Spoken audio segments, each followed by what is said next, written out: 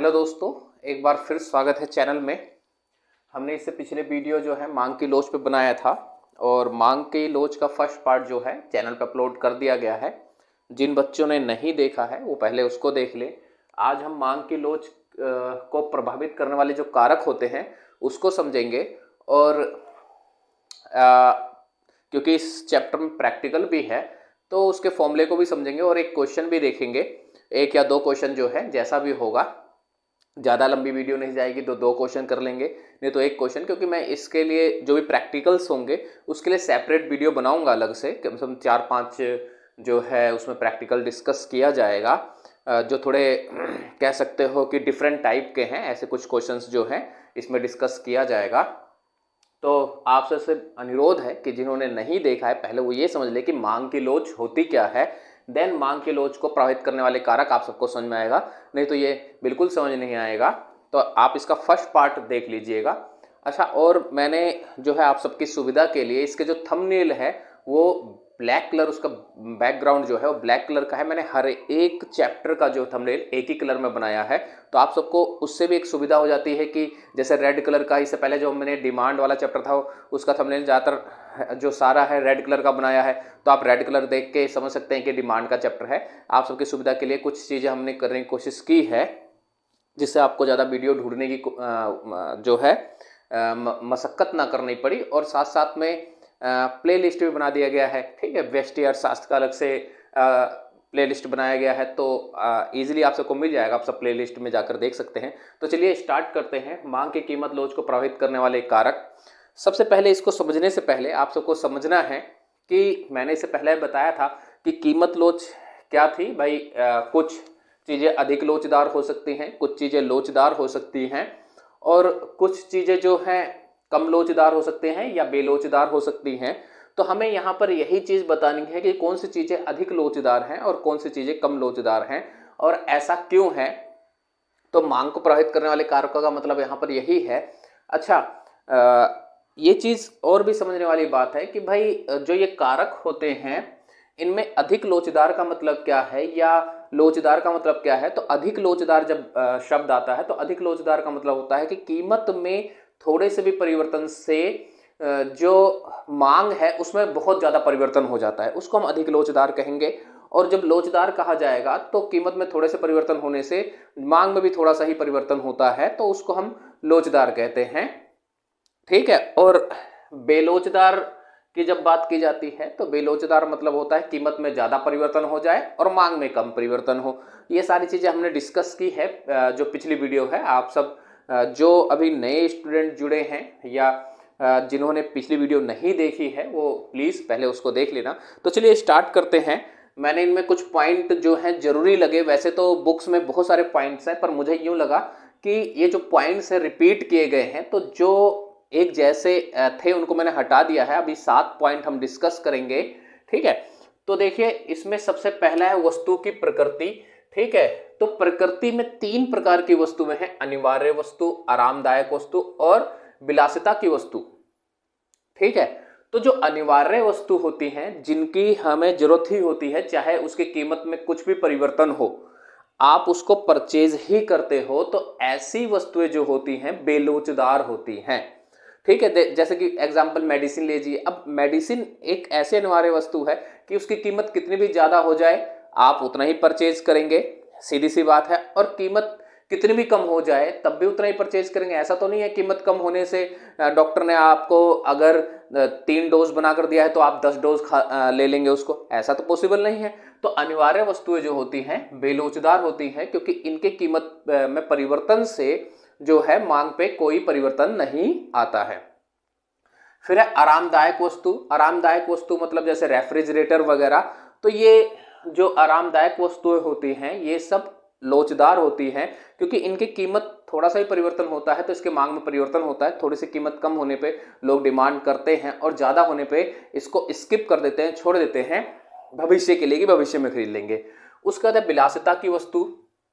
विलासिता का वस्तु जैसे एसी वगैरह, ये सब विलासिता की वस्तु होती हैं जो काफ़ी ज़्यादा कंफर्टेबल होती हैं, जिनके बिना जो आम पीपल है, मतलब कह सकते हो एक मध्यवर्गीय व्यक्ति है या गरीब व्यक्ति है वो रह सकता है, ठीक है।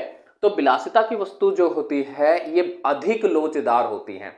अधिक लोचदार का मतलब ये हो गया इनकी थोड़ी सी भी कीमत, जैसे कीमत कम होती है तो इसके डिमांड में काफी ज्यादा परिवर्तन हो जाता है, तो ये अधिक लोचदार होती हैं। अच्छा, ये जो वस्तु की प्रकृति है ये डिपेंड करता है कंज्यूमर पे कि वो किस कैटेगरी से बिलोंग करता है।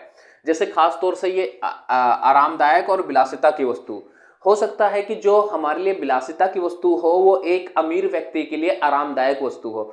तो ये जो कैटेगरी होती है आरामदायक या विलासिता की वस्तु, वो डिपेंड करता है किसी इनकम पर, ठीक है, या व्यक्ति की स्टेटस क्या है, कितना रिच है, कितना पुअर है, या मिडिल क्लास है, मध्यवर्गीय है। तो ये दोनों चीजें चेंज हो सकती है। जो हमारे लिए विलासिता की वस्तु है वो हो सकता है एक अमीर व्यक्ति के लिए आरामदायक हो, ठीक है।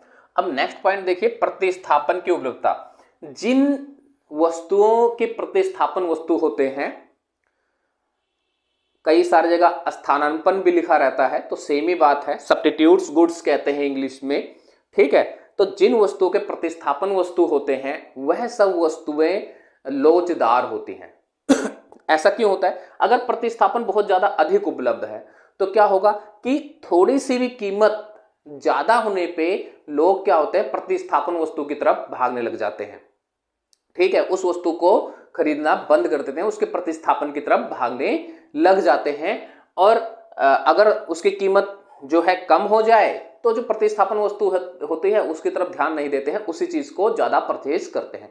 तो प्रतिस्थापन वस्तु की, जिन वस्तुओं के प्रतिस्थापन उपलब्ध हैं वह सारी वस्तुएं क्या होती हैं, लोचदार होती हैं। अच्छा, जिन बच्चों को प्रतिस्थापन नहीं पता है, तो प्रतिस्थापन का मतलब होता है ऐसी वस्तुएं जो एक दूसरे को रिप्लेस करती हैं, एक दूसरे की जगह पे इस्तेमाल की जा सकती हैं, ठीक है, उनको हम प्रतिस्थापन वस्तु कहते हैं। जैसे फॉर एग्जांपल आप चले गए किसी शॉप पे, आपने मांग लिया भाई कि मुझे जो है स्प्राइट दे दीजिए, है, अब स्प्राइट नहीं है तो आपने कहा चलो ठीक है ड्यू दे दीजिए, है ना। तो ये प्रतिस्थापन वस्तु होती है जो एक दूसरे की जगह पे इस्तेमाल की जा सकती हैं।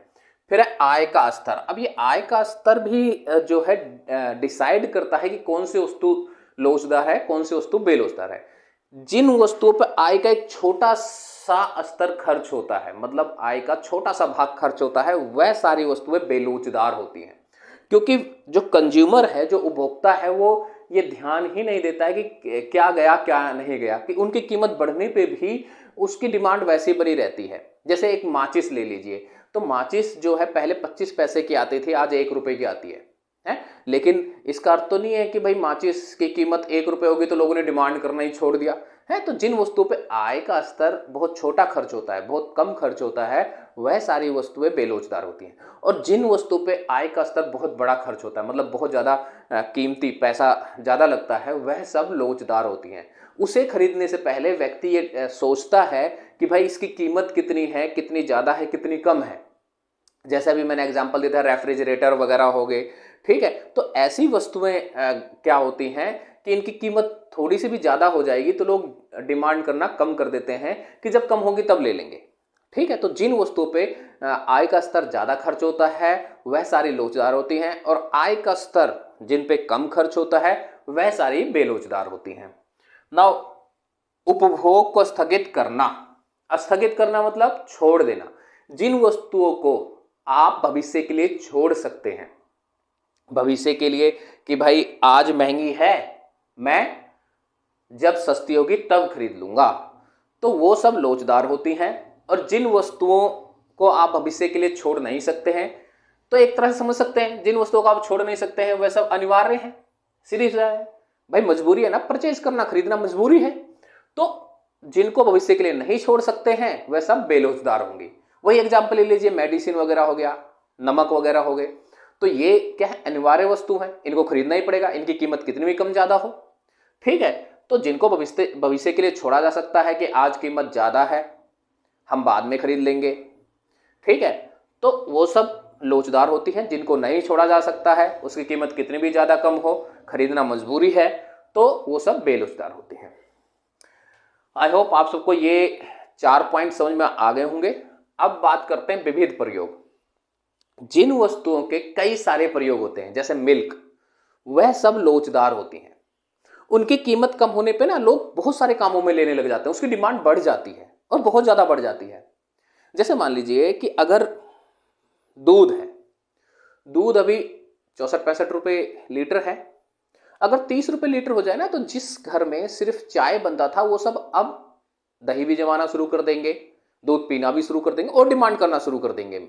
मतलब ये है, तो जिन वस्तुओं के विविध प्रयोग होते हैं, बहुत सारे यूज होते हैं, वह सब लोचदार होती हैं। उनकी कीमत कम होने पे उनका डिमांड बढ़ जाता है, लोग कई सारे उपयोग में लेने आते हैं, और कीमत ज्यादा होने पे क्या करेंगे, उसकी डिमांड कम हो जाएगी। मेन काम में लेंगे कि इस काम में, जैसे कि सिर्फ चाय बनाने में, मैं दूध का एग्जांपल दे रहा हूं तो सिर्फ चाय बनाने में ले लिया, ठीक है। तो विविध प्रयोग वाली वस्तुएं क्या होती हैं, लोचदार होती हैं। कीमत का स्तर अभी मैंने आय का स्तर बताया था, तो बिल्कुल वैसा ही है कि जिनकी कीमत बहुत कम होती है, जैसे सुई, माचिस, तो वो सब वस्तुएं बेलोचदार होती हैं कि कंज्यूमर उस पर इतना ध्यान नहीं देता है। उनकी कीमत बढ़ने पे भी जो है डिमांड वैसे ही बनी रहती है, कोई इतना वो नहीं होता है कि क्या नाम है उसको छोड़ देगा। तो कीमत में परिवर्तन होने पे भी डिमांड में कोई खासा परिवर्तन नहीं आता है। तो और जिनकी कीमत बहुत ज़्यादा होती है, अभी मैंने एग्जांपल भी दिया था रेफ्रिजरेटर वगैरह, एसी वगैरह, तो वो सब लोचदार होती हैं क्योंकि उस पे कंज्यूमर के आय का बहुत बड़ा भाग जाता है, ठीक है। तो जिनकी कीमत बहुत ज़्यादा होती है वो लोचदार होता है, बिल्कुल सेम पॉइंट है, बस यहाँ पर आय का स्तर है, यहाँ कीमत का स्तर दे रखा है। अगर आप डिफाइन करेंगे, दोनों बिल्कुल एक तरह से डिफाइन करेंगे, यहाँ कीमत के बिहाफ पे डिफाइन करेंगे, यहाँ पर आय के, बस।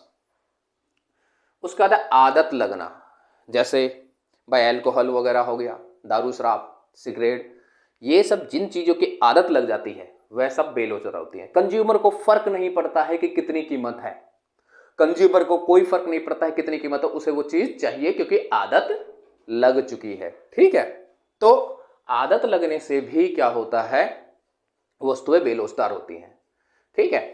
अब देखिए अभी कोरोना काल चल रहा था जब, तो जो है अल्कोहल दारू शराब जो है बंद कर दी गई थी, तो लोग ब्लैक में लेकर, कीमतें कितनी भी बढ़ रही हैं, खरीद के लोग फिर भी ले रहे थे, है ना। तो यही होता है, जिन वस्तुओं की आदत लग जाती है वह सब वस्तुएं बेलोचदार होती हैं। तो आई होप आप सबको ये पॉइंट समझ में आ गई होंगी। आप सब उतार लीजिए, मैं एक क्वेश्चन समझाऊंगा, फॉर्मूला समझाऊंगा, जिससे मैं अगली वीडियो में डायरेक्ट आप सबको प्रैक्टिकल करवा सकूं, 5-6 प्रैक्टिकल जो हैं। तो आप सब इसको उतार लीजिए, मैं वीडियो को पॉज करके क्वेश्चन पहले लिख लेता हूं, फिर फॉर्मूला समझाऊंगा। चलिए आप सब इसको उतार लीजिए या स्क्रीनशॉट ले लीजिए। तो चलिए, मैंने आप सबके सामने एक क्वेश्चन लिख दिया है, इस क्वेश्चन से हम फॉर्मूला डिस्कस करेंगे, और जो है इसके बाद जो क्वेश्चंस हैं उसके लिए सेपरेट वीडियो बनाएंगे। अभी फिलहाल फॉर्मूले डिस्कस करने के लिए मैंने एक क्वेश्चन लिखा है, सिर्फ उस एक क्वेश्चन को ही डिस्कस करेंगे। तो पहले मैं क्वेश्चन पढ़ देता हूँ। जब कीमत जो है 10 रुपये प्रति इकाई है, तो एक वस्तु की मांग जो है 100 इकाइयां है। जब कीमत गिरकर 8 रुपये प्रति इकाई हो जाती है, तो मांग बढ़कर 150 इकाई हो जाती है। मांग की लोच ज्ञात करें। तो देखिए फॉर्मूला क्या कहता है, फॉर्मूला ये कहता है कि delta Q by delta P और मल्टीप्लाई है पी बाय क्यू। अब डेल्टा मतलब क्या होता है, तो डेल्टा का मतलब होता है चेंज, परिवर्तन। आप सब मैथ करें, कोई भी क्वेश्चन सॉल्व कर रहे होते हैं, तो जब आपके सामने फॉर्मूला होता है तो फॉर्मूले में पुट करने के लिए वो सारी चीजें होनी चाहिए। जब वो सारी चीजें होंगी फॉर्मूले में पुट करने के लिए, तभी आपका आंसर निकलेगा। तो हमें पता होना चाहिए कि भाई डेल्टा क्यू कैसे निकलता है, डेल्टा पी कैसे निकलता है, या पी क्या होता है, क्यू क्या होता है, ये सारी चीजें पता होनी चाहिए। तो चलिए उसको ही डिस्कस करते हैं। तो सबसे पहला जो है वो है P1 minus P equal to होता है डेल्टा पी, और Q1 minus Q equal to होता है डेल्टा क्यू। अब एक प्रश्न और आप सबके सामने आ गया कि Q1 क्या है, Q क्या है, P क्या है, P1 क्या है। तो ये सारी चीजें आपको क्वेश्चन में से ही मिलती हैं। तो देखिए 10 रुपये प्रति इकाई, तो ये 10 रुपये जो है ये है P, ठीक है। 10 रुपये प्रति इकाई हो जाती है, एक वस्तु की कीमत होती है, तो 100 इकाइयां वो परचेज करता है। तो ये 100 इकाइयां जो पहली क्वांटिटी है वो है Q, ठीक है। उसके बाद जब कीमत गिरकर 8 रुपये प्रति इकाई हो जाती है, तो ये हो गया P1 हो गया 8, ठीक है। तो उसकी मांग बढ़कर क्या हो जाती है, 150 इकाई हो जाती है, तो ये हो गया Q1 150। सिंपल है। अब आप सबके सामने सारी चीजें आ चुकी हैं, आप इससे डेल्टा निकाल सकते हैं बिल्कुल आसानी से। देखिए डेल्टा क्या कहता है, P1 minus P equal to delta P. तो P1 हमारे पास 8 है, माइनस पी 10 इक्वल टू -2 आ गया, सिंपल। अच्छा, उसके बाद Q1 minus Q equal to delta Q, तो Q1 हमारा है 150 माइनस 100 इक्वल टू 50 आ गया हमारा डेल्टा क्यू। अब सारी चीजें हमारे पास हैं, देखो P भी है, Q भी है, डेल्टाज भी हैं, डेल्टा P Q भी हैं, तो इसको हम क्या कर सकते हैं, फॉर्मूले में पुट कर सकते हैं, बिल्कुल सिंपल है। तो देखिए डेल्टा Q हमारा कितना है भाई, डेल्टा Q हमारा आया है 50, उसके बाद डेल्टा P हमारा आया है -2 मल्टीप्लाई बाई P कितना है 10 और Q कितना है 100, ठीक है। तो बिल्कुल सिंपल है, आप इसको इससे डिवाइड कर दें, 5 हो गया, ये हो गया 50 से 2 ये कट गया, तो आ गया 2.5। अच्छा, माइनस का निशान था, तो माइनस मैंने पहले बताया कि माइनस को आपको ब्रैकेट में रखना है, क्योंकि परिवर्तन जो होता है वो कभी माइनस में नहीं हो सकता है, बट क्योंकि कीमत के साथ ये ऋणात्मक संबंध होता है मांग का, इसलिए हर बार ये जो आंसर आएगा वो माइनस में आएगा, तो उसको हम ब्रैकेट में रखेंगे। अच्छा, इतने पे आंसर खत्म नहीं होता, आप इतने पे खत्म कर देंगे तो आधा नंबर या 1 नंबर एग्जामिनर काट लेगा। आपको बताना पड़ेगा लोचदार है या बेलोचदार है या इकाई के बराबर। तो अगर 1 आता आंसर तो उसे कहते हैं इकाई के बराबर लोचदार है, 1 से कम आता है तो इकाई से कम लोचदार है या बेलोचदार कहा जाता है, 1 से ज्यादा आता है तो आप कहेंगे इकाई से अधिक लोचदार है। तो इसे क्या लिखेंगे, या इसको लोचदार भी लिख सकते हैं, ठीक है, इकाई से अधिक वाले को लोचदार भी कहते हैं। तो लिखेंगे इकाई से अधिक लोचदार है, ठीक है। अब आंसर कंप्लीट हुआ। तो चलिए आज के लिए इतना ही है, अगली जो भी वीडियो बनाएंगे उसमें हम प्रैक्टिकली 4-5 क्वेश्चन, कम से कम 5 क्वेश्चन तो डिस्कस करने की पूरी कोशिश करेंगे, जो कि थोड़े बहुत मतलब डिफिकल्ट होते हैं, या कह सकते हैं थोड़े बिल्कुल ऐसे सरल से नहीं होते हैं, थोड़े घुमाए होते हैं, बच्चे थोड़े उन पर कंफ्यूज आते हैं, तो कोशिश किया जाएगा उन क्वेश्चनों को डिस्कस करें। लेकिन आप सबका सपोर्ट चाहिए, आप सब जरूर इसको जो है वीडियो लाइक करें, शेयर भी कर दीजिए, जिससे दूसरों की भी हेल्प हो सके। फ्री ऑफ कॉस्ट है, इसके कोई चार्जेस भी नहीं लगते हैं। तो आप सबसे ये अनुरोध है कि प्लीज़ आप सब इसको जो है ज़रूर शेयर करें और लाइक भी करें। तो आज के लिए इतना ही, थैंक यू, नेक्स्ट वीडियो में मिलेंगे।